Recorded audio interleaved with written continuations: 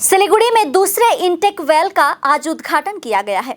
आज मुख्यमंत्री ममता बनर्जी ने दार्जिलिंग से फुलबाड़ी के दूसरे इंटेक वेल का उद्घाटन किया है। इससे शहर में पेयजल की समस्या काफी कम होने की उम्मीद है।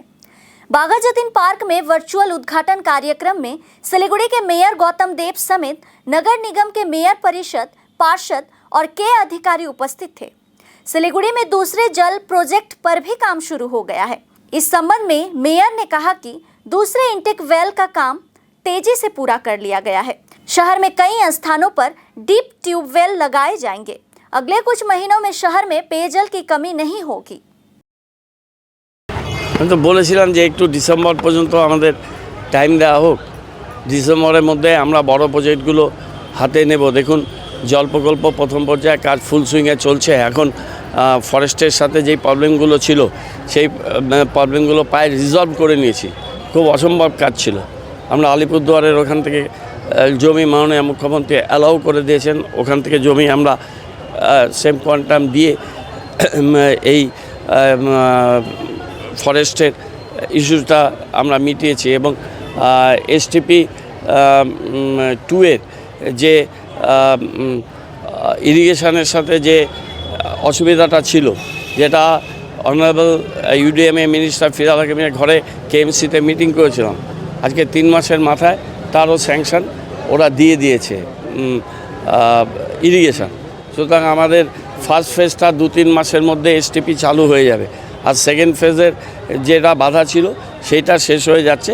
আর ফার্স্ট ফেজের জায়গাটা চয়েস হয়েছে এসটিপি 1, সেটার কাজও হয়তো খুব তাড়াতাড়ি সেটার কাজ শুরু হবে।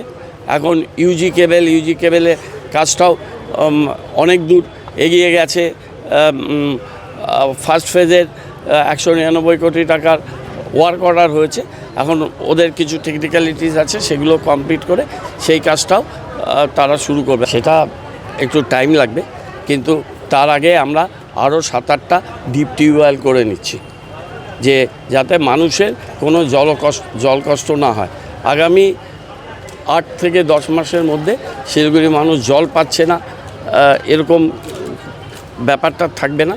আর এগুলো আমরা সব আমাদের ওয়েবসাইটে, আমাদের পেজে আমরা দিয়ে দিচ্ছি। জল প্রকল্পের এই প্রজেক্টটা আমরা ভিডিও করে দিয়ে দিচ্ছি। আপনারা যদি কেউ দেখতে চান ওখান থেকে দেখুন।